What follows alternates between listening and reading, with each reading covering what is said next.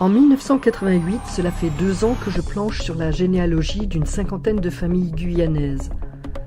Ça m'a pris un jour comme ça, par curiosité.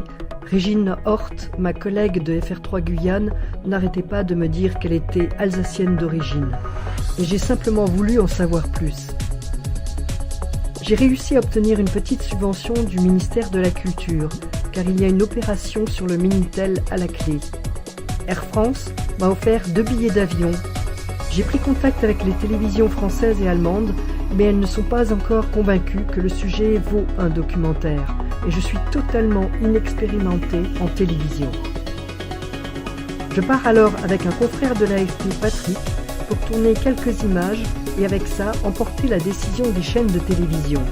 C'est la dernière fois que je vois Régine. Je suis née à Sinnamary, c'est le berceau des Hort.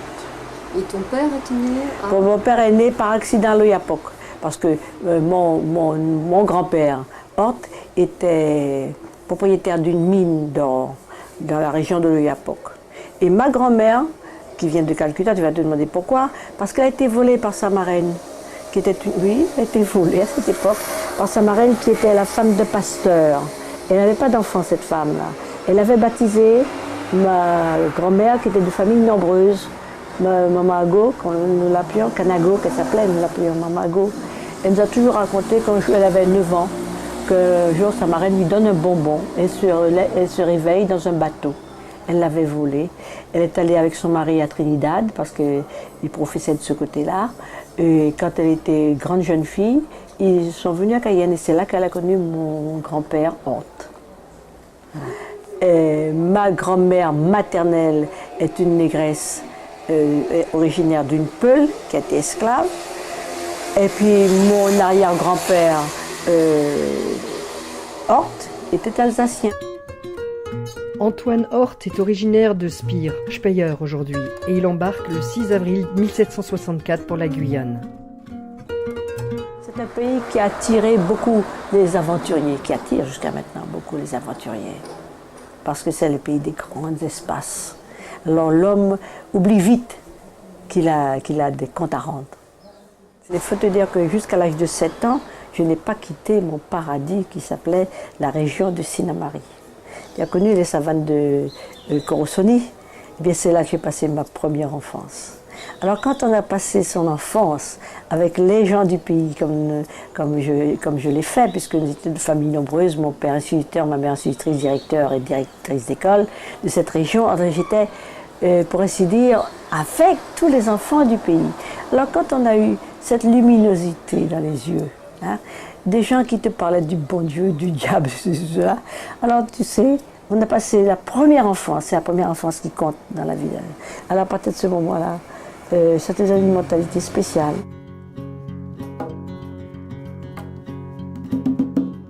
Mon père, depuis tout enfant, pas plus moi que mes frères et sœurs, pas mes sœurs, elles étaient en France déjà, mes frères, ils nous parlaient de la Guyane, des produits, ils nous emmenaient au marché pour nous dire c'est ci, c'est ça, Sinnamary, il y avait ci, il y avait ça.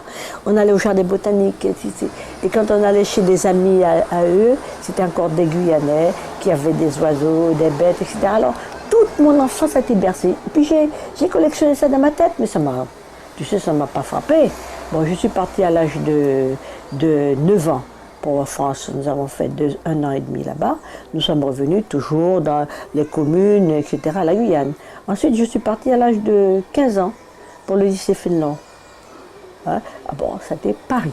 C'était la France, c'était Paris. Bon, je suis revenue 1 an ou 2 et nous sommes repartis. Là, j'ai fait mes études de couture en France. Et puis nous sommes revenus au début de la guerre. Je suis revenue mariée au début de la guerre. Bon... ça s'est passé comme ça, c'est-à-dire que j'ai réalisé que j'étais d'une génération qui a été bousillée, puisque toutes mes belles années, ça s'est passé pendant la guerre. Hein? Et mon mari qui était avocat, qui n'était pas mobilisable, il avait demandé pourtant à partir, on n'a pas voulu, on l'a mis comme magistrat ici, nous passions toutes nos vacances dans les communes. Tu as vu? Et j'ai emmagasiné tout ça, mais sans savoir qu'un jour j'aurais réalisé quelque chose.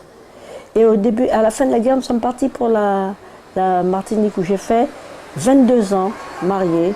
Ensuite, j'ai divorcé. Je suis restée 8 ans encore, parce que je me suis mariée très jeune. Je suis restée 8 ans encore en Martinique, au bureau du plan, j'ai passé encore. Et quand il y a eu des malheurs dans la famille, je suis rentrée définitivement à Cayenne. Je travaillais à RFO. C'était à cette époque-là, ça s'appelait pas FR3. Le RTF. J'étais connue à FR3. Bon, c'était le RTF.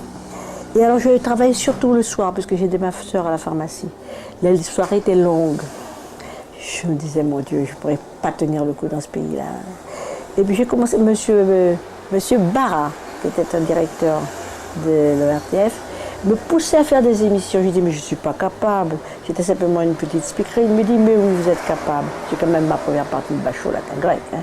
Mais je ne me sentais pas capable de faire des émissions. Mais oui, il m'a appris à faire des émissions de cuisine. Il m'a dit, vous allez me présenter 6 projets d'émissions. Il m'a dit comment m'y prendre, je les ai faits, puis ça y est, c'est parti comme ça.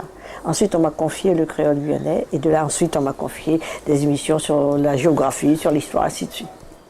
C'est mon temps dans les bibliothèques, la rue Dino d'abord, celle de l'intérieur.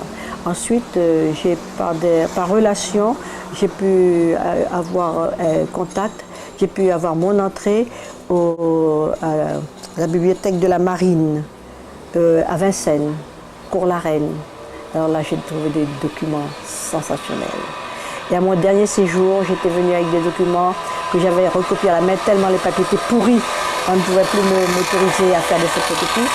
Du révérend père d'Acunha, un père jésuite espagnol, qui au début du XVIIe siècle, avec les pères Robes et Grillet, était venu, avait remonté l'Oyac, avait fait tout le tour, était revenu par le Maroni pour catéchiser toutes les nations, parce qu'on appelait les tribus indiennes des nations à cette époque.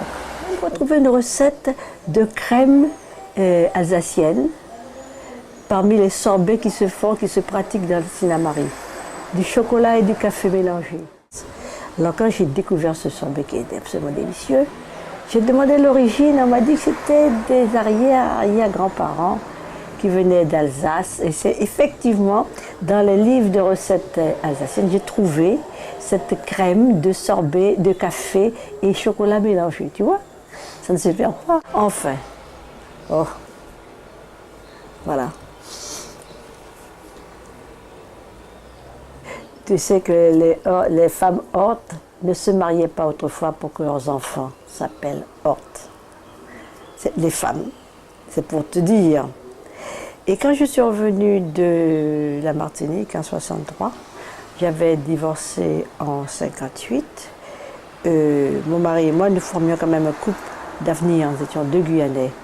Il adorait la politique, il faisait beaucoup de politique. Bref, ça a foiré. Quand je suis revenue, mes parents, dont Félix, m'ont invité à Sinnamary. Je suis arrivée, j'ai vu des tas de hortes qui étaient là. Alors on m'a demandé pourquoi j'avais divorcé. J'ai expliqué les raisons. Alors il y en a qui dit, enfin quand même cousine, tu n'aurais pas dû. Il y en a un qui dit, quoi? Mais c'est une horte, hein? Attention. Mais j'ai ri de tout mon cœur. Ça veut dire qu'il y a des choses qu'on ne peut pas supporter. Après ce passage en Guyane et complètement prise par la constitution de la banque de données généalogiques pour le Minitel, je jette l'éponge pour le documentaire télé. C'est trop compliqué de courir après les diffusions et les boîtes de production. Cependant, quelques mois plus tard, un producteur me dit qu'il est intéressé par une fiction. Je lui écris quelques scènes, ça lui plaît et il me demande de faire des repérages.